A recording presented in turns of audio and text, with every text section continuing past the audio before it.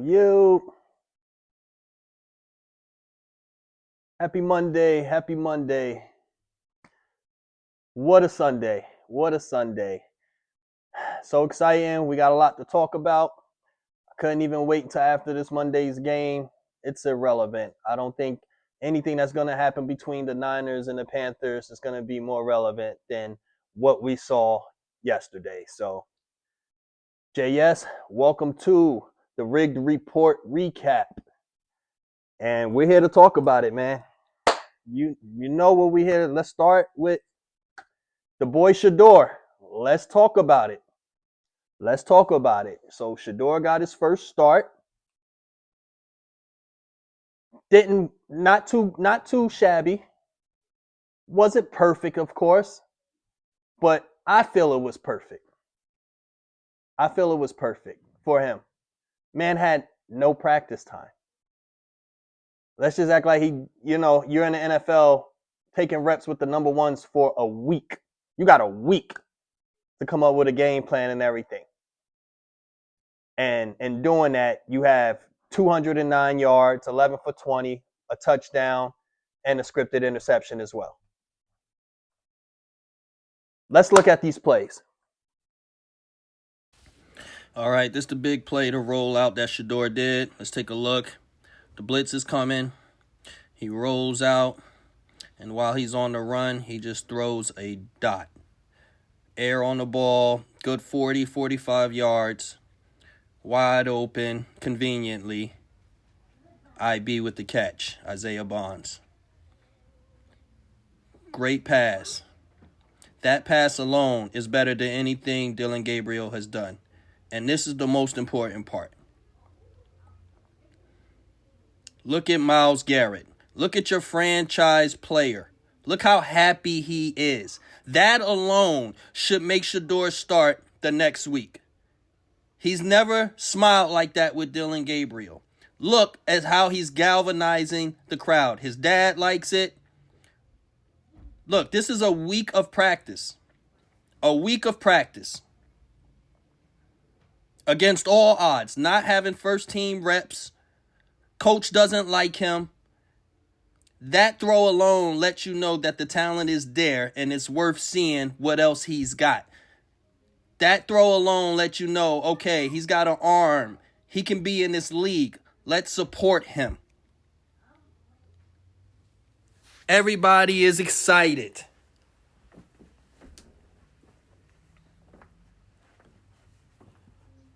All right, let's look at this one. Poise in the pocket. Now, this is the scripted interception. Why would you throw that with two people there? It's part of this game. Welcome to the Rigged Report. He had to throw a pick. Okay, here he goes, rolling out again. This is the dot that he throws to Judy. Look, rolling out. Look, getting it right. Back foot. Perfect dot to Judy, who's wide open, and then he wants to do the scripted fumble. First of all, what are you doing? Why not just keep running towards the sideline? What is that? Waiting for him to come behind and hit it. Like this. Look, threw a couple dots to Judy, to IB, throwing dots, throwing on a run, having poise in the pocket. And he's got a nice touch. There's a couple of soft throws he threw right over the defense where his touch is there. That alone should say, okay, you know what? We need to give him more looks and more support and get behind him. Dillon has never done that. He's never even thrown on a run like that, a pretty ball like that. Like, come on. Now, to be fair, Shaduer, there's some things he has to work on, of course. It's going to come with time. Running towards, how he rolls out towards the right, he throws good. He runs out good. If you notice a lot of rolling to his left, his throws weren't so good. So he got to know how to get set and do his thing. But overall, it's better than what the Browns have had at quarterback, period. And then now, fucking Kevin Stefanski, what we talk about, the locker room post-game. You guys seen it. He takes his time, single out everybody for their play, and just grazes past Shadour. Let's watch. How about that road win?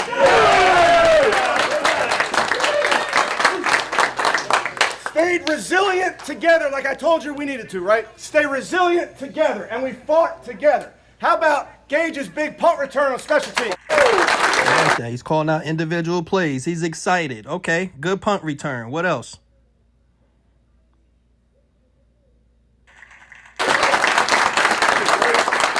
How about Corey? Every single time you're out there pinning those guys doing your job. Great call. All right, good job, Corey. Way to put him down. Way to recognize individual plays. I don't know who the fuck Corey is, but he's taking the time to acknowledge everybody individually. Offense. Let's keep it going. Wasn't perfect. How about that big play by Sam at the end? IB, huge play. Q, huge play. Harold making a big play. And then another rookie making his first start. Nice job, Shaduer. Well done.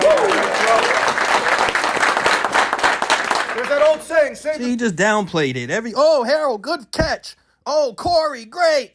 Oh, Harold, great play. And also making his first start. Good job, Shaduer. Like, what? Making his first start. Nice job, Shaduer. Well done. It's like he didn't even want to recognize. He had to. Q, huge play. Harold making a big play. And then another rookie making his first start. Nice job, Shaduer. Well done. First QB to get a win in his rookie start since '99 for the Browns. He don't get a game ball. He don't even get a play called out. There's that old saying, save the best for last. How about that fucking defensive performance? Yeah. He don't even get a game ball, my nigga. You couldn't have two balls and say, hey, winning his first game, rookie such and such, let's go for Shaduer, and then give the other one to Myles Garrett. He couldn't get a game ball. The first rookie to win his first start for the Browns since 1999. 17 other quarterbacks couldn't do it. And he's not worth the game. But y'all telling me it ain't personal. Y'all saying it's not personal.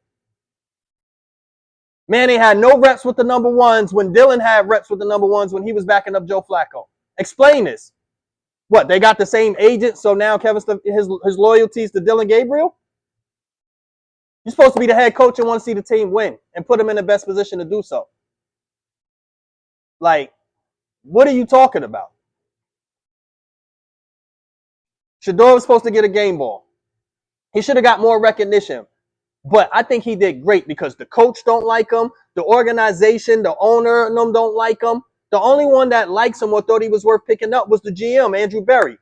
Salute to you, black man. You know what I mean? They make it seem like it's about race. He's too bravado. He's too sure of himself. He's too like his dad.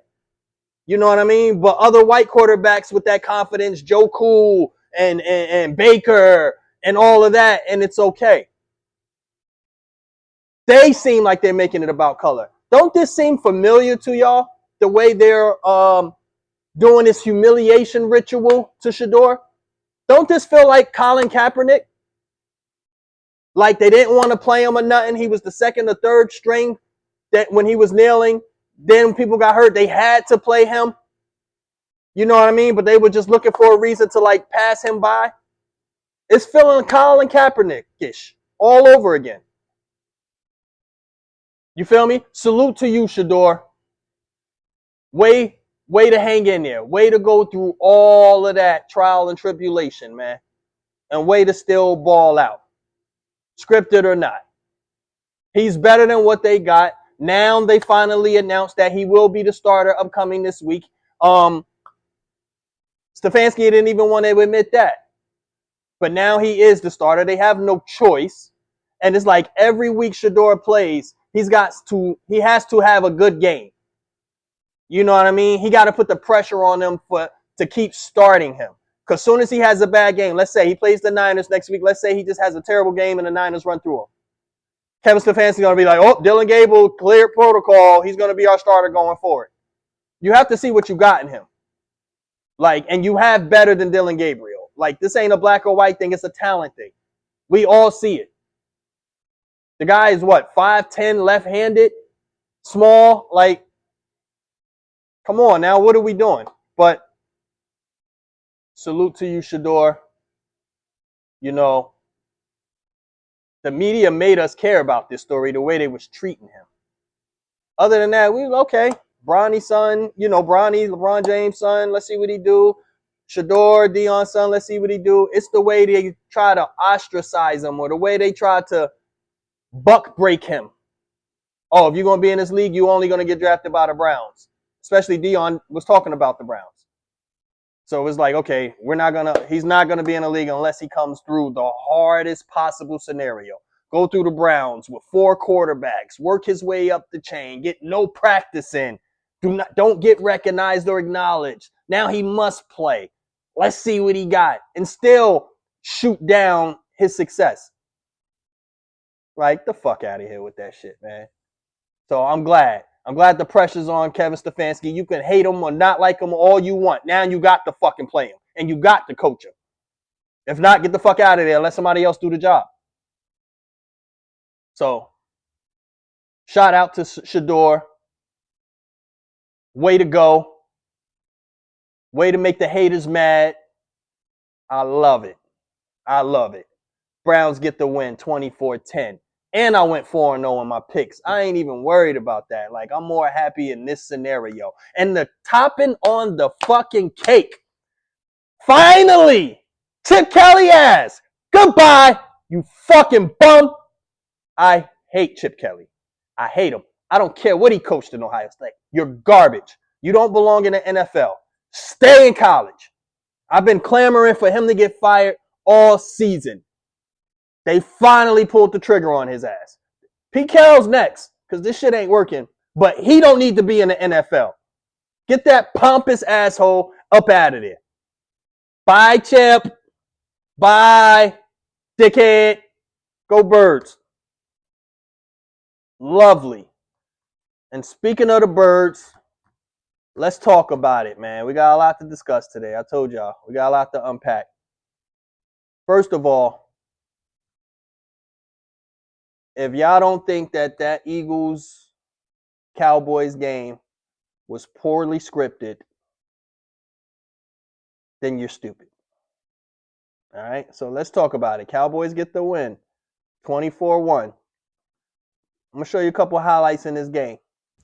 So after easily whooping ass, we done scored twice, hit about to score our third time in the first quarter or early second quarter. Just running through the Dallas defense. They're nobody. They're trash. They're ass. Now, all of a sudden, it's 21-zip. Look at the time.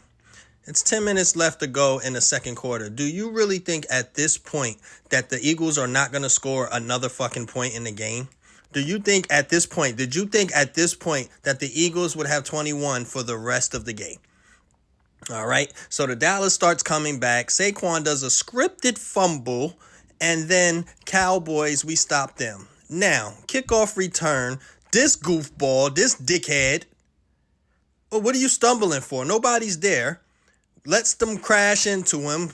Pop the ball out so that they can have the ball down near the fucking goal line.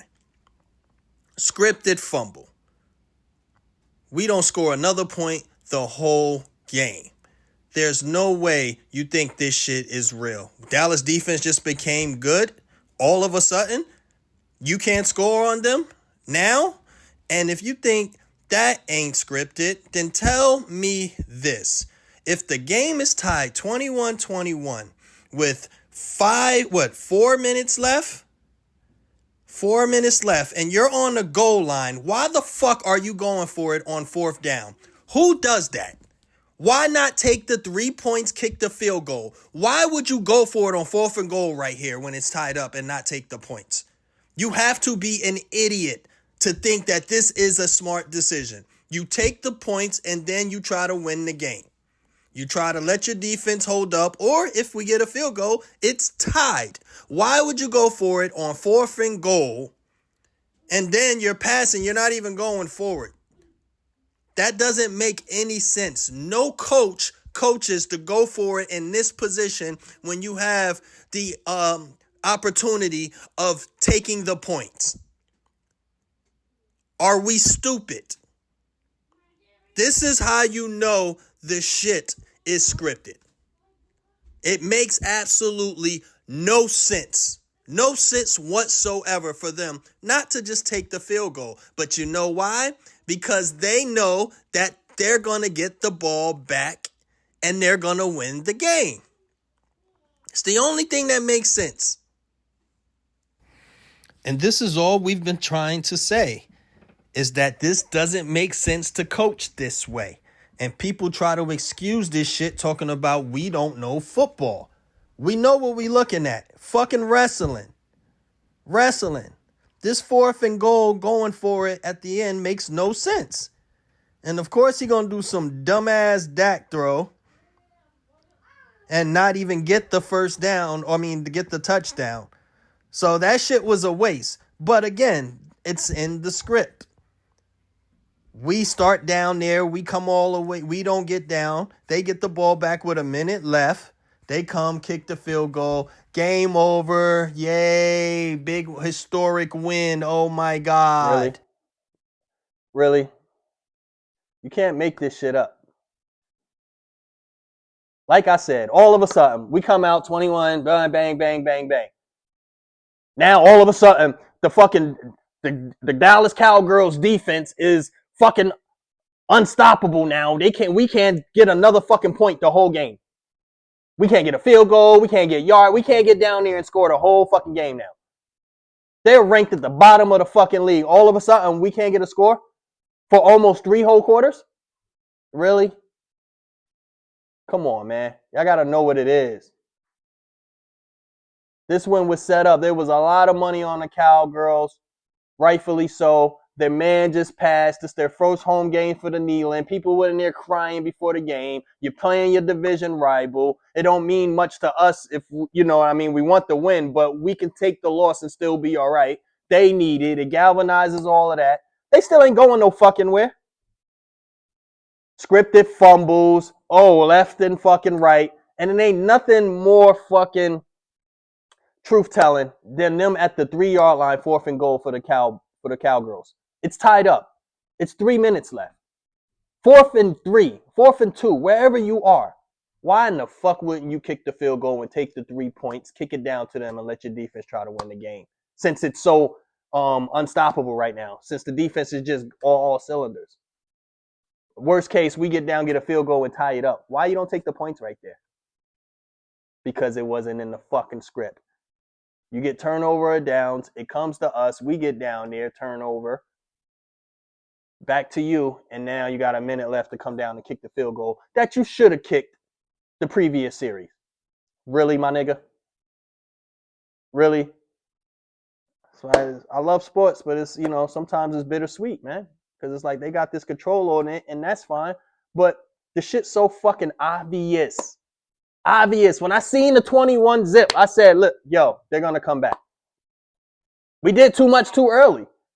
We wasn't going to keep running it up to 50. No, they gotta make you believe the impossible. Oh, historic win. People see the Eagles up 21 zip. They place all the live bets, all the money. Oh, yeah, they're going to kill them. This, that, and the third. Here come the Cowgirls. Remember the Falcons with the Patriots? Same shit. First half, they killing them. Here come the team. This shit is scripted, y'all. It's scripted. And I'm just telling you what it is. I ain't sitting here trying to be negative Nancy or anything like that. I love sports. But if y'all seeing what I'm seeing, and if you don't think this shit is not by design, then you're an idiot. And I don't want to think that you're an idiot. They think we're idiots by selling us this shit and thinking that we think it's 100% real. They're calling us idiots. So let's shift our mindset to know what the fuck it is we're looking at. WWE. Let's put some dollars on the predictability, knowing what we know. That's it. All right, y'all scripted and fun. Okay, so now we can kind of predict the script and put our money where our mouth is. That's all I'm saying. Dallas Cowgirls get a win. I don't even know why it's such a big celebration in the scripted win. It's like we usually split every season. We split games every season. We beat them week 1. Okay, y'all fought hard. This was y'all Super Bowl. Congrats. Where are y'all going? Nowhere.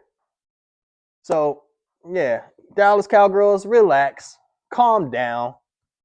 Y'all gotta win. Whip the fucking do. It was scripted. We was playing like we playing first quarter. We would put up 60 on y'all motherfuckers if we was really playing real football. We would have kept tush pushing. Fucking, let's talk about it. Saquon Barkley got 22 rush yards. Where the fuck we do that at? You know what I'm saying? They talk about the A.J. Brown thing, and then he goes out and gets 8 catches for 110 yards. Ain't no problem. This shit is all in the narrative. Shit is all in the narrative. So, y'all seeing what I'm seeing. Y'all know what it is, man. Cowgirls, y'all can have the win. Y'all got the win. Nothing we can do about a scripted win. Nothing we can do about it, but talk about it on the next day. All right. So another thing, since y'all want to, okay, take those 2 games out of it. Oh, it's not scripted. Yeah, this shit ain't goofy. This shit ain't goofy. All right, explain this goofy shit. All right, we got goofy ass Jameis Winston with this flea flicker, fake flea flicker. Look at this shit. The guy from the Lions got him dead to rights, about to crash him. Oh, the little slip gets past him. And now Jameis gets to throw this bomb. Look how open this guy is when the cameras move to him. How he get that much fucking space and the guys running behind him don't know he's out there? Come on, this shit is not a coincidence. The cameras go to him after he's just automatically way the fuck open. Like, this shit is so fucking goofy. Lions defense is just nowhere to be found. This guy is fucking 10 yards past him. And everybody think that this shit is real professional football. This shit, like, come on. Motherfucking Jameis Crab Legs Winston. Yo, this shit is not real. And this shit is even worse than the last one. This is more of a fucking joke. They do they fake Philly special. Come over there, throw it to there. Look, now this guy, they got him right there at the rights. He just give him a little fake shimmy pass him. How convenient.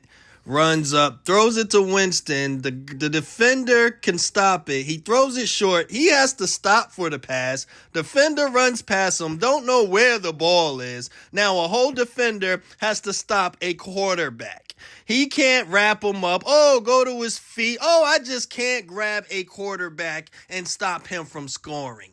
And yo, y'all gotta stop defending this shit. You can't defend this shit anymore. Like, enough is enough. Really, my nigga? Explain it. Goofy ass, crab leg stealing Jameis Winston fucking doing flea flicker, dude wide the fuck open, first touchdown. Then the fake Philly special was ridiculous. The guy was on him. The guy can't even see Jameis when the ball comes short and Jameis has to stop and pick it. He don't know where he's going. He can't tackle a fucking quarterback and you a defensive player. He's getting tangled and tripped up so that Jameis could score his touchdown. Really, my nigga? Like, again, they're calling us idiots if you believe this is real. I'm not an idiot. And I don't think you're idiots either. There's some out there. But I don't think my viewers are idiots. You can't see this shit and think it's 100. It's just real. It's just random. Like, we got to stop the bullshit. All right.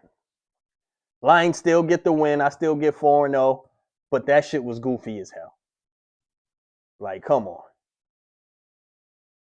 Shit is ridiculous. All right. So let's go through, a couple more games. I see the Bears beat the Steelers. No Aaron Rodgers. They put up a good fight. Wasn't much going on there. I'm just interested in these rigged games and these games that brought a lot of attention. You know what I mean? Going forward, just giving you the score of every game. Y'all can find that shit on ESPN. You know what I mean? I want to give you insight. I want to give you deep thoughts of outside perspective on some of these games. You know what I'm saying? So that's how we're going to carry it from now on. Chiefs got their much needed win. I got my Chiefs. I got my Rams. They blew the shit out of the Baker. Baker got hurt, and the Buccaneers. You know what I mean? I got my Browns, and I got my Lions. Like, we went 4-0. We made some money. You know what I mean? I hope y'all followed and made a little money too. But this shit is ridiculous of what we got to go through. The shit is ridiculous. The script is too much. There's too much nonsense going on out there. So we'll see what happened in the Colts. I mean, in the Panthers tonight against the San Fran. You know, I got McCaffrey scoring a touchdown. First time playing his old team tonight. We'll see what happens. Dowd will probably get a touchdown. I'm going to put a little parlay together. You know, post it on my TikTok. Follow my TikTok if you guys aren't. Same name, The Rig Report. But, yeah, man, I'm just going to keep it there. That's where we got. You know, holler at me. Thank you guys for watching. I hope you hit the like button. I hope you hit the subscribe button. And tell me what you guys think. Let me know in the comments. Also follow my TikTok, same name, The Rig Report. I appreciate the support. I see you guys for week 13 of Predict the Script. And I'm out.